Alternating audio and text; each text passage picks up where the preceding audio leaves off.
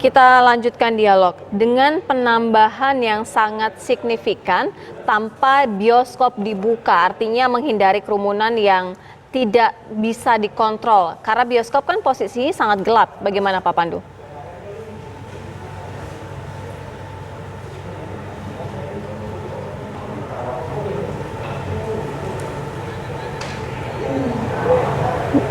Baik, kita ke Pak Riza terlebih dahulu. Pak, hari ini tercatat di Jakarta sendiri ada sekitar 700 lebih kasus baru. Sedangkan bioskop dibuka ini tidak melihat zona lagi, Pak. Maksud kami tidak melihat zona hijau, kuning, atau merah, tapi secara skala nasional dibuka semuanya, Pak.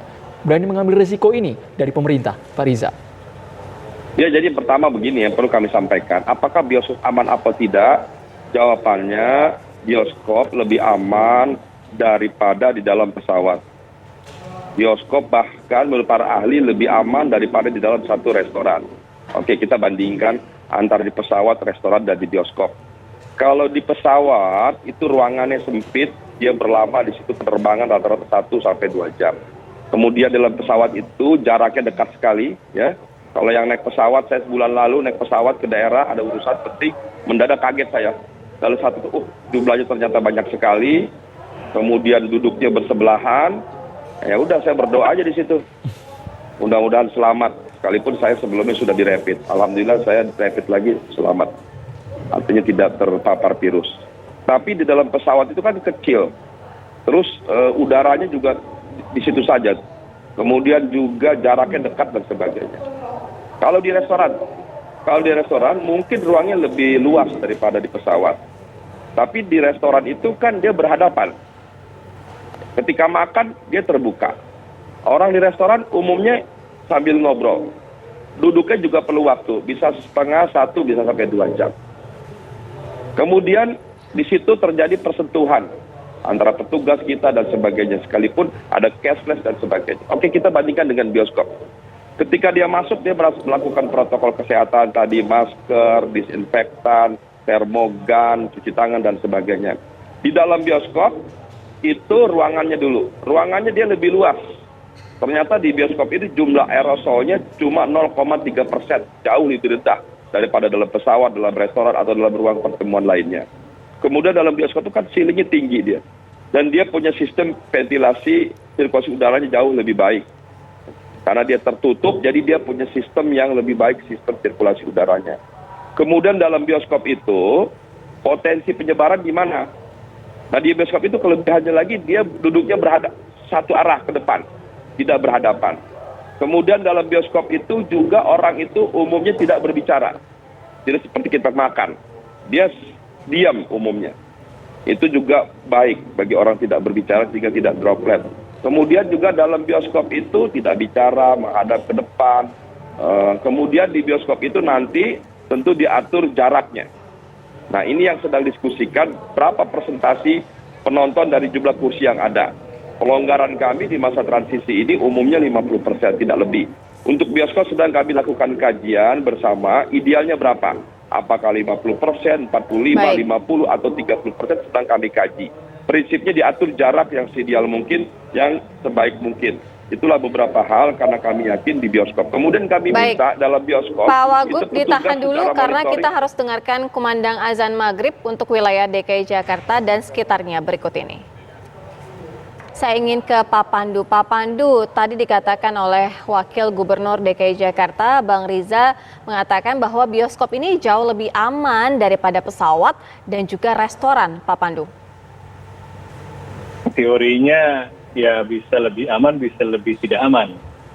Karena apa? Karena kan itu tergantung 3 faktor tadi kan, bahwa apakah bioskopnya sudah memenuhi persyaratan seperti sirkulasi udaranya baik dan memastikan penontonnya semuanya menggunakan masker, tidak ada yang melepas masker selama menonton, dan kemudian apakah Pemdanya melakukan pengawasan ketat dengan regulasi yang betul-betul diperhatikan, dan kemudian penontonnya harus juga diedukasi gitu. Jadi supaya tidak melanggar.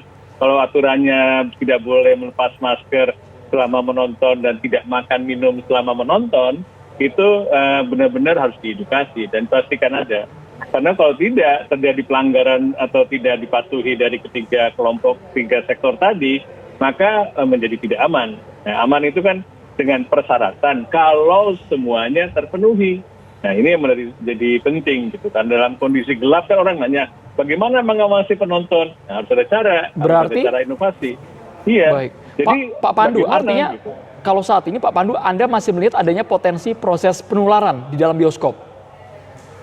Bisa terjadi. Oke. Misalnya buka masker.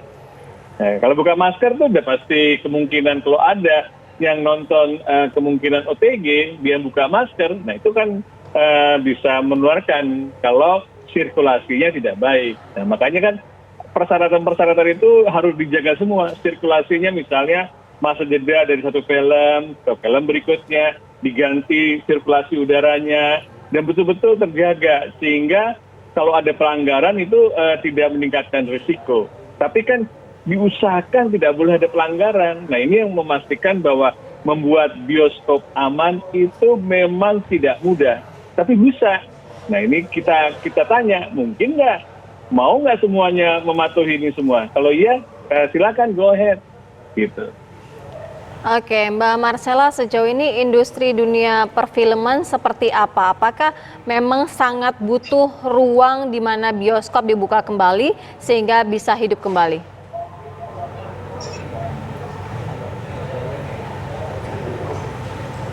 Mbak Marcella? Aduh, putus lagi si Zainal pakai telepon saya nih. Baik. Kita ke Pak Ahmad Riza Patria terlebih dahulu. Pak Ahmad Riza Patria, sejauh ini Pak, apakah sudah memiliki gambaran pengawasan di lapangan? Apakah nantinya akan ada penindakan ketika ada penonton yang melanggar aturan protokol di dalam bioskop? Ya tadi saya tambahkan di samping poin-poin tadi kenapa bioskop lebih aman. Di bioskop itu biasanya dia asing dengan yang lain. Dia paling berdua atau satu keluarga, dengan yang dia asing sehingga tidak terjadi pembicaraan. Berbeda dengan kita di kantor umpamanya. Kemudian juga kenapa bioskop lebih aman daripada kantor, daripada restoran, bahkan lebih aman daripada apalagi dibandingkan pesawat ya.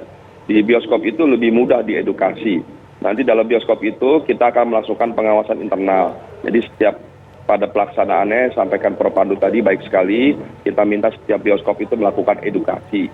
Di masa sebelum penayangan atau di tengah-tengah, bahkan di akhir juga bisa ditayangkan film edukasi tentang pencegahan penanganan COVID.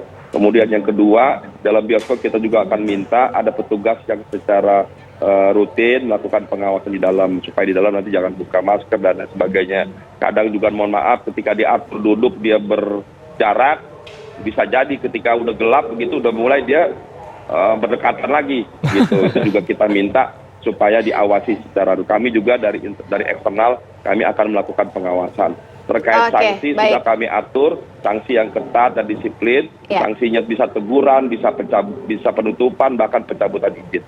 Oke, Mbak Marcella, bagaimana dengan industri perfilman saat ini ketika pandemi? Apakah sangat membantu sekali ketika bioskop ini dibuka dengan protokol kesehatan tentunya?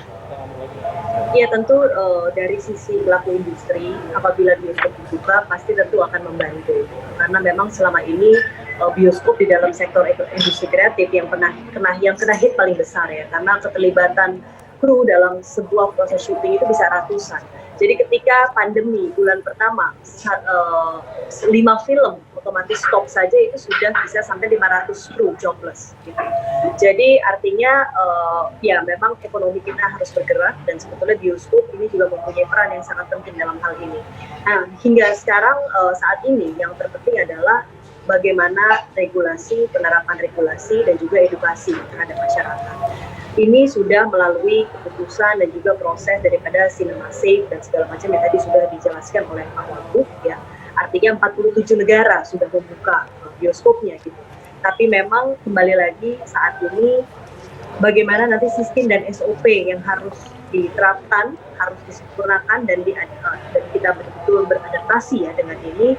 Ini artinya pelaku bisnis bioskop juga memang harus menyiapkan anggaran ekstra dan khusus dalam hal ini ya, terkait edukasi dan juga penerapan dan fungsi kontrol ya, quality control. Karena tadi seperti tadi ya bagaimana ketika mereka mencopot maskernya, bagaimana juga penerapan sih. Sebetulnya seperti di pesawat itu juga yang saya ketahui kan ada pembatasan, tetap harus ada physical distancing di pesawat. Sepakat soal ya. itu, Mbak.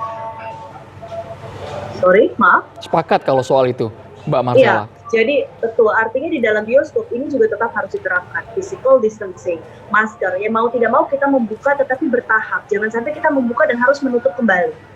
Membuka, stabil, dan jangan sampai membuat resiko penambahan pertumbuhan COVID. Dan saya yakin sinema-sinema besar gitu, sinema-sinema yang sudah siap menerapkan protokol COVID-nya, insya Allah harusnya sudah menyiapkan seluruh peraturan dan sistem Terima kasih banyak tersebut ya Marcella untuk Zalianti, menjaga sedemikian rupa. Pak Pandu Riono dan juga Pak Ahmad Riza Patria sudah bergabung di Kabar Petang. Terima kasih, selamat petang.